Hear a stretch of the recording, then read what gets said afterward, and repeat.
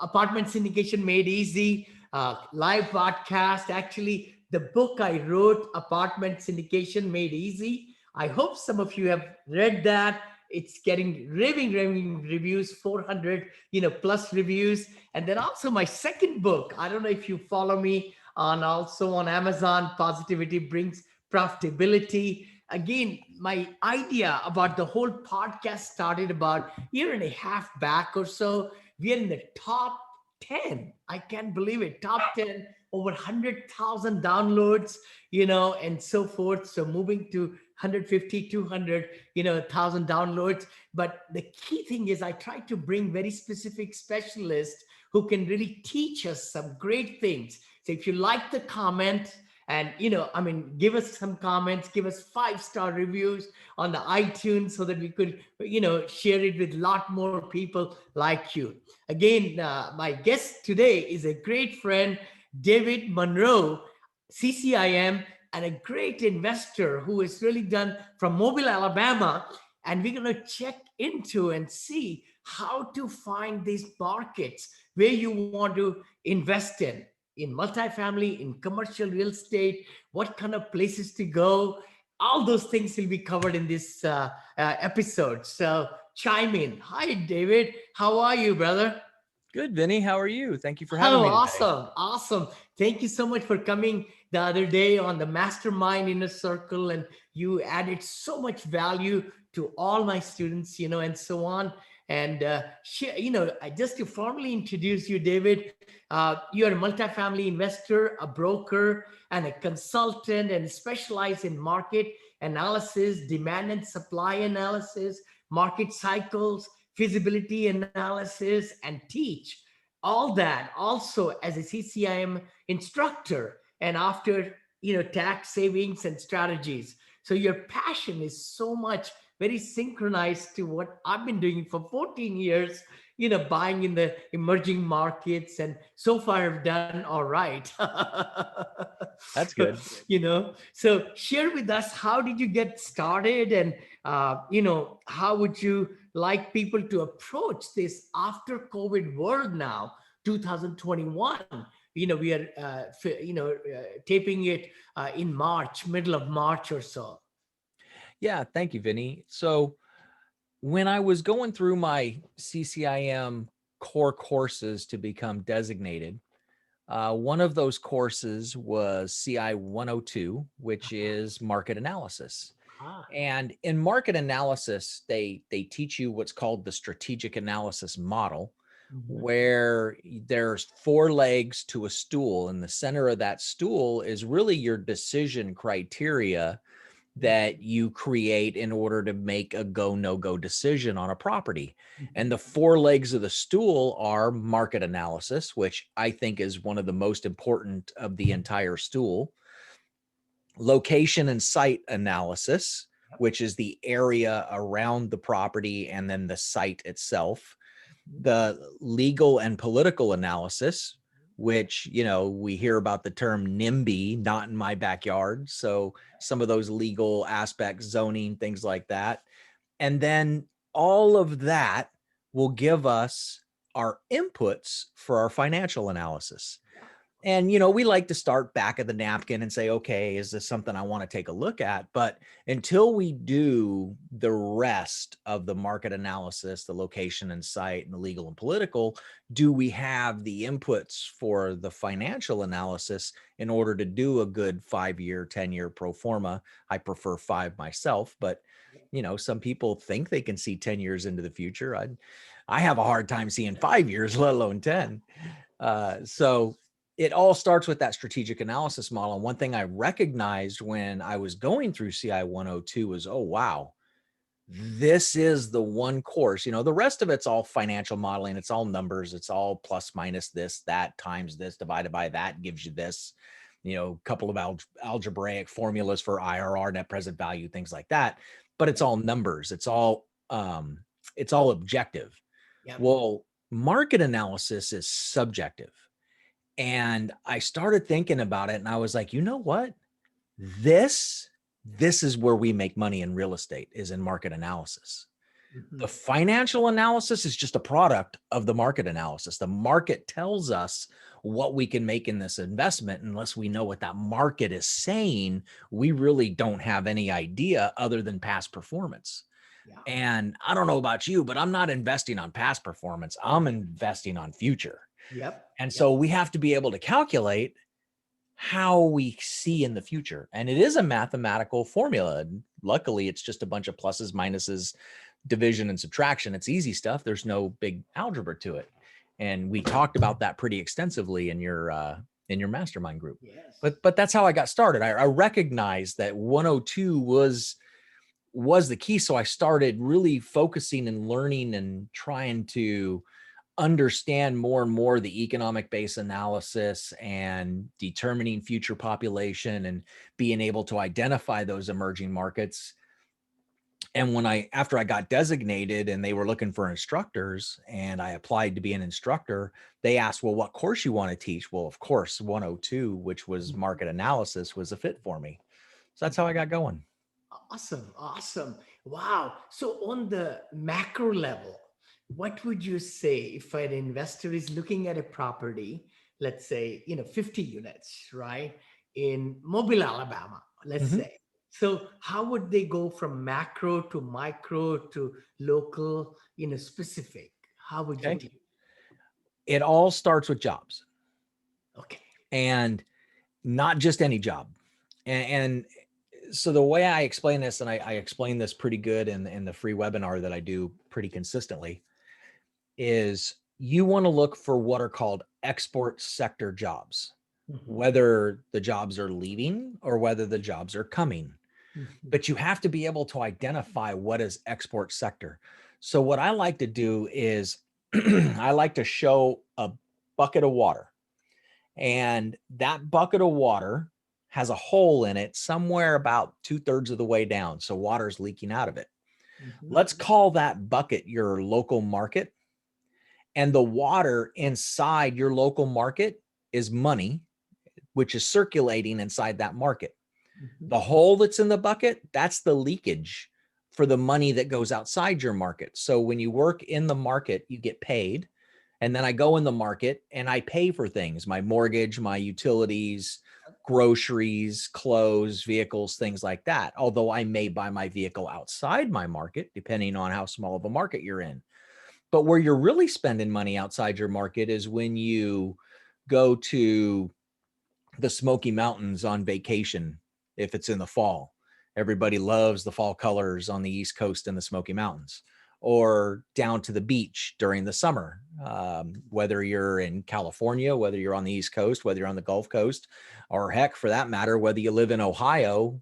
When I was vice president of a helicopter company in Myrtle Beach, Mhm. uh, the number one tourist that we would get would be from Ohio. They would drive from Ohio to Myrtle Beach Mhm. to enjoy the beach weather. Yeah. So they're not spending money in Columbus, Ohio. They're driving to Myrtle Beach and they're spending money in Myrtle Beach. That's leakage. Well, how do we keep that bucket full so that we either have, a level market? So if the money's just circulating inside the market, but you got enough coming in the top that it equals that leakage and we have an equal market, or what we call a stagnant market. The way we keep it full and overflowing is from export sector jobs, otherwise known as basic jobs.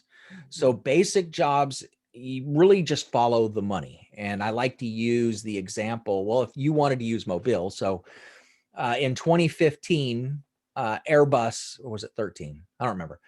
2013 or 2015, Airbus announced we're going to build a manufacturing plant in Mobile, Alabama, and we're going to build the A321 airplanes there. Yeah. And everybody was like, woohoo, and we're going to bring 1,000 jobs to Yeah. that factory. Well, how do those employees get paid? Are they selling Airbus A321 jumbo jet airliners to people in Mobile? No. No, not.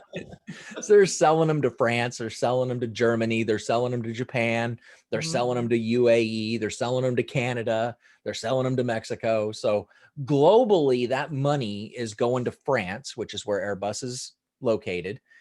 France is then taking that money, shuffling it, do what they do, and then send the money back to Mobile, Alabama, on payday so that they can pay their employees. Mm-hmm. Those employees then take that money, they go into the marketplace and they spend that money. And then they go to the Smoky Mountains in the fall for to see the fall leaf colors, and they go to Myrtle Beach during the summer to go to the beach, or Gulf Shores if you're in Alabama.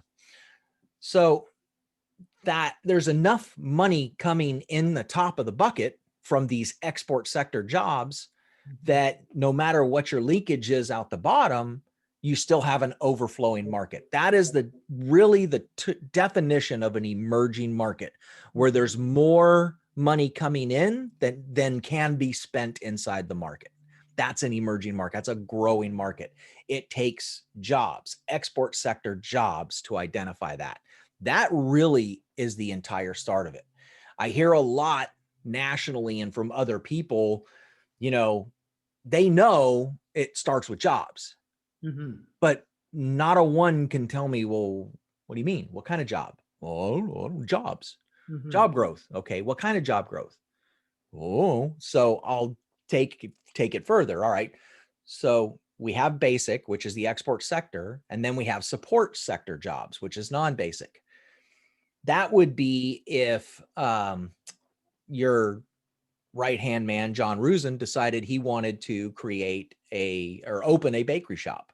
So he went and bought a building in Mobile, and he opened a bakery shop, and he makes all of his bagels and everything else. He creates cupcakes all locally. When the workers get off work, or before they go to work at Airbus. So before they go to work at Airbus, they stop at John's, they buy a bagel, they go to Airbus and have their breakfast and work. And on the way home, they stop and get a loaf of bread or get, cupcakes for the kids or whatever they're going to do. And then they go home. Well, John then takes that money that he's earning from the local market. The money's not coming from outside the market. It's coming from the local market. Right. He's paying his employees, and his employees are going into the marketplace, and they're, paying their mortgage, buying their rent, your utilities, food, clothing, stuff like that.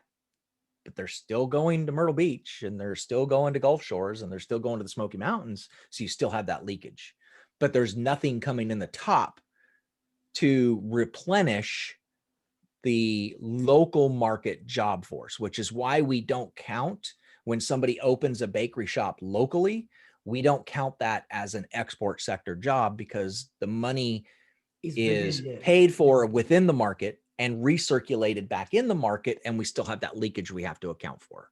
So that's the difference in the two types of jobs. And when I explain that, light bulbs go off to people. Yeah. No, I was just thinking, I know in the past, I've done it for 14 years, going on another 20 more, is that you need to have 3 strong employers is something, or industries, not even employers, but industries, not dependent on one particular industry, which can wipe out. And then the jobless rate, we can call it, goes higher or like that. And then people cannot pay the rents. And so it's all correlational. But also, where do you go and find these statistics? I know it's a very holistic picture. It took you a long time, 45 minutes to kind of explain everything. What would be simple ways, anybody listening to us, where can they start, and how it can be done? Yeah. So what you're talking about, we call that comparative advantage or competitive advantage, where you can take a look at a market and say, okay, it's strong in these certain industries. So where can we find information that will tell us that kind of data? Right. So Bureau of Labor Statistics website, bls.gov.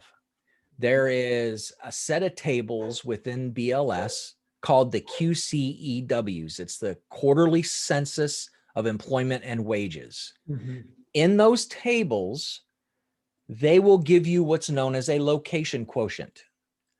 Anything greater than a 1.0 in the location quotient for that local market is considered to be an export sector or a basic job. So what you want to see, and there's about 18 to 22, depending on your market size, could be as low as 14. I've seen Some markets only have 14 sectors, and these are NAICS sectors, the North American Industrial Classification System, which was created with NAFTA between Canada, Mexico, and the US. Mm-hmm. And these NAICS sectors will identify where your export money's coming in. And those are the ones that you want to look at and make sure you have no job losses in those sectors and that you have job gains coming in those sectors. And that, like you said, so if you've got manufacturing, like Mobile's very heavy in manufacturing. Mm-hmm. We've got the steel plant. We've got Austal, which builds the naval ships, the high-speed destroyers for the Navy, the littorals. We build those here. We build the airplanes for Airbus. Continental Motors, which builds engines for Cessnas.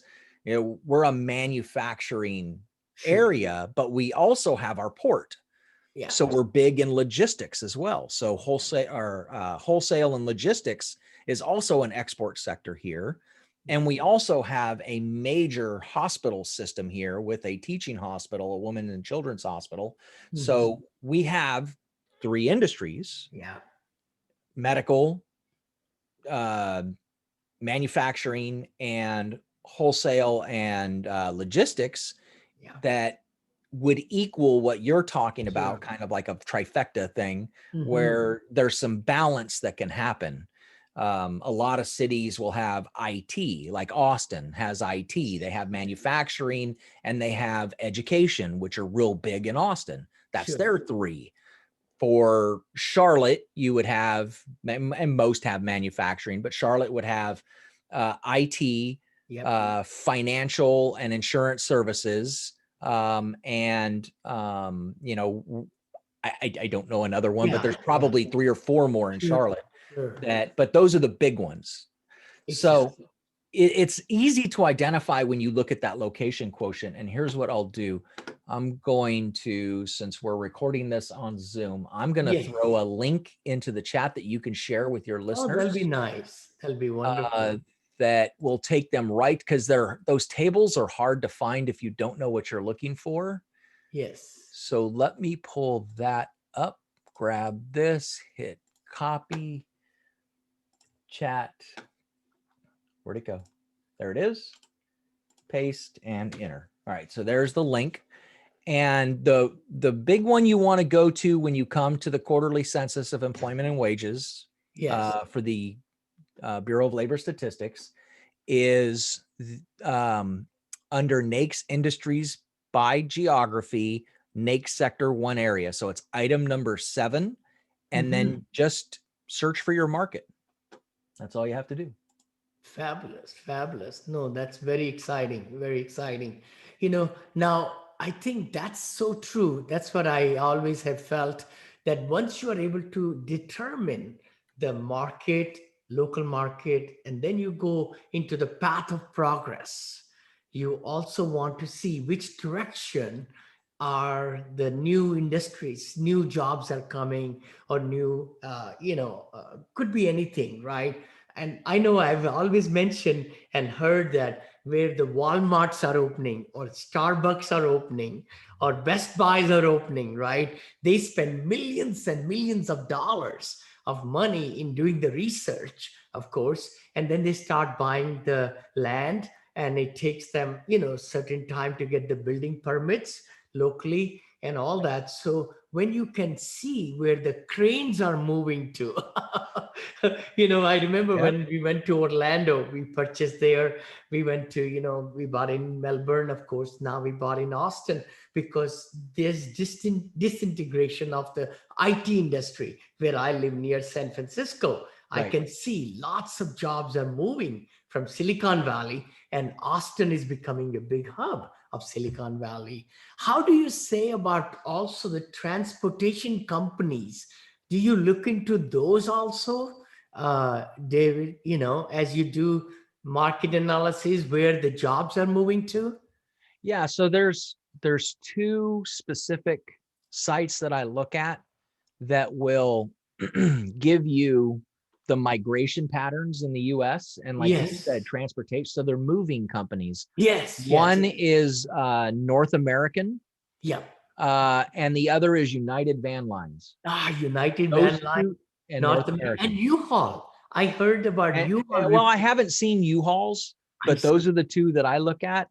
They're pretty close to each other. There'll be a little bit of discrepancy. I mean, they're using their own data Sure. that, Sure. for people that hire them to move them from one location to the other. Right. But yeah, that's how you can see those migration patterns. On a more micro level, if you're wanting to see, what highway, like Dallas, for instance, the path of progress in Dallas goes right up, what is it? 75? 85 or 70. Well, Mhm. it's a US highway. It's not the Correct. interstate, Correct. right up into McKinney. Yes. And Yes. so it's kind of stopped at McKinney, but you can literally see that path of progress moving. And now McKinney is getting exploded to the point where it's going to go up again, up to the point where we're almost at the Oklahoma state line. I mean, it is really starting to head up that way. And the interesting thing about it is when you look at the Dallas-Fort Worth area, you have Dallas and you have Fort Worth. Yeah. And they both have those growth patterns, and they both go north, and they both kind of go out like an antenna at about a 10 or 15 degree angle. And the reason for that is because of all the lakes that are up in the North Dallas area. So these paths of progress kind of split those lakes, and you can really predict those patterns. Well, when you don't have a really large market like that to be able to see that happening, how do you identify where the path of progress is going, especially in a spider type market like Mobile?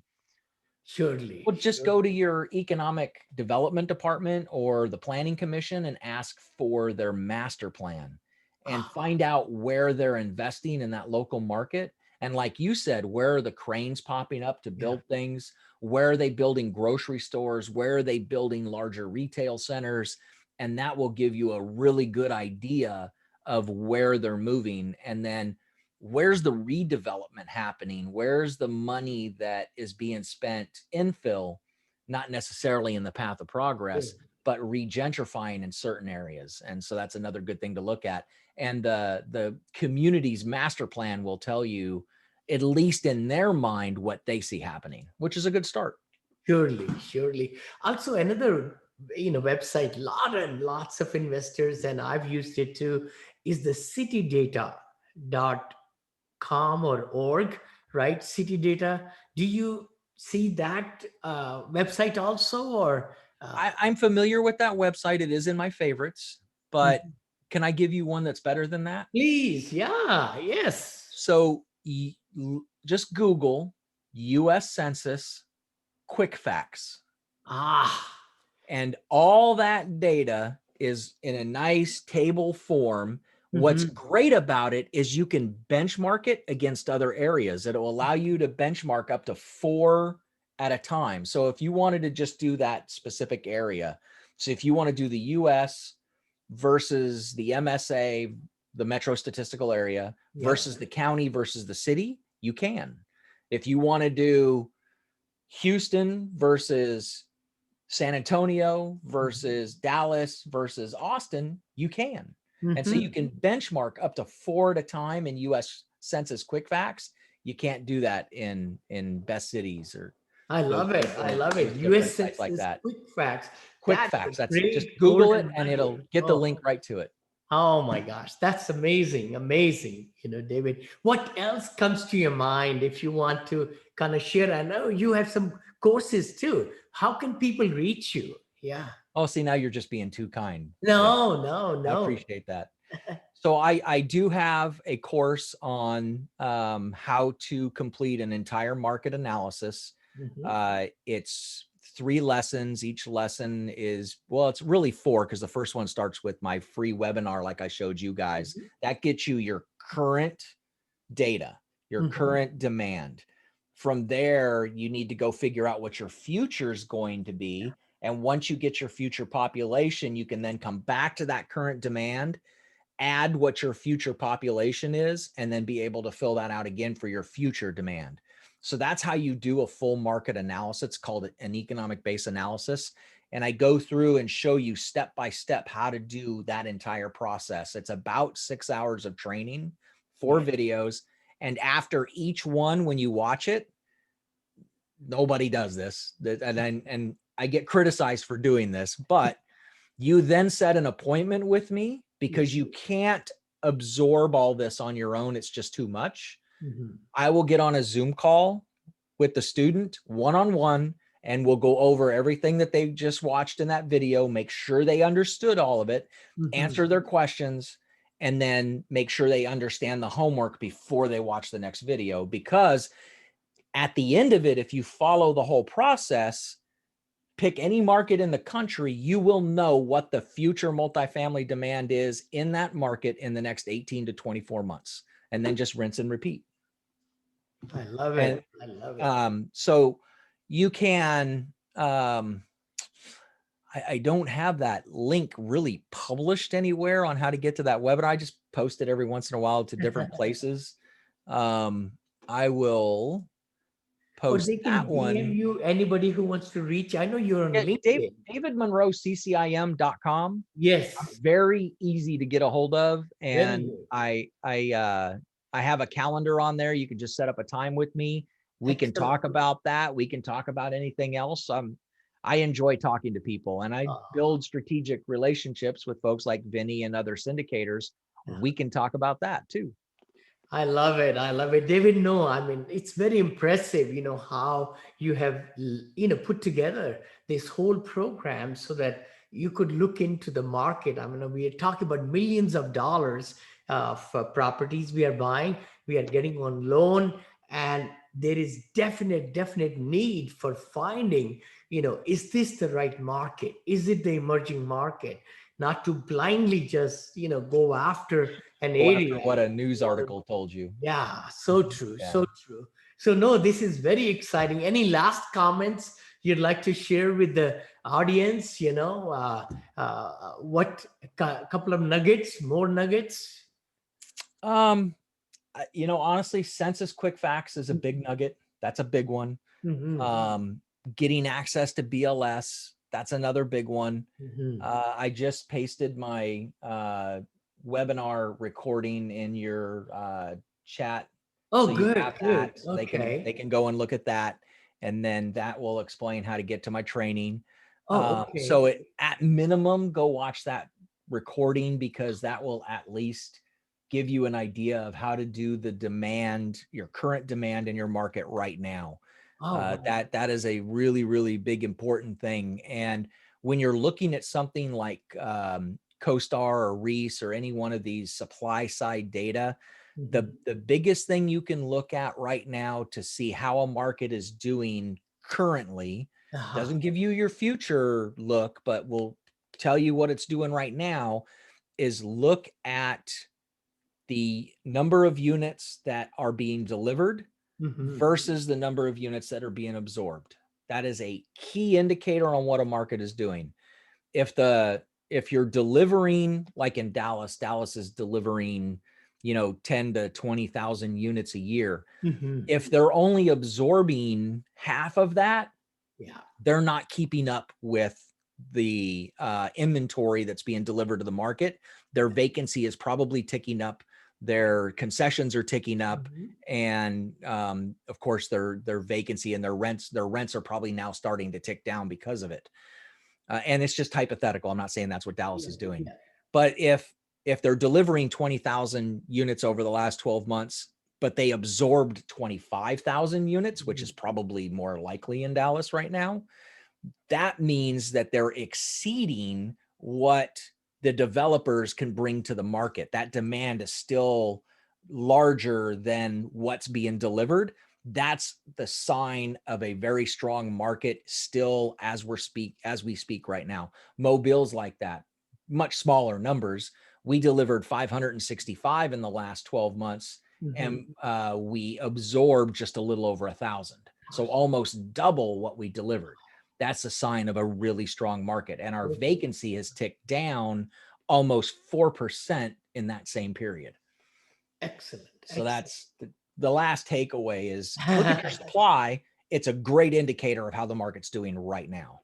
Beautiful, beautiful. Thank you so much, David. It's such a pleasure to have you.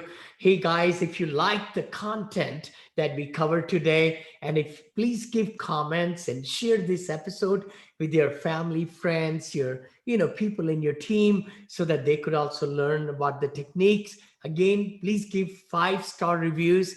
And we have put, I've got 3 shows a week now, and one of the senior investing, assisted senior living build up and all, and passively investing in that show, Vinney and Bo show on Fridays, 9:30 live. We go on 7 channels now, all over in YouTube, LinkedIn, and then Clubhouse on Thursday at 3 p.m. We do it 1-hour show for Clubhouse also now, 3 p.m. And then, of course, Apartments Made Easy, this show, and then Mr. Vinney, Mr. Smiles Motivation Show. We got shows all over. So please like, comment, share. We'll see you in the next episode. David, thank you so much, brother. Thank Really you, Vinny. This appreciate was you. fun. Thank you very much. Be sure to listen to Mr. Smiles next week with more golden nuggets and top-notch coaching tips. You can reach him by going to vinneychopra.com. Be sure to like, comment, and share to show everyone how Mr. Smiles has brought your apartment syndication business to the next level.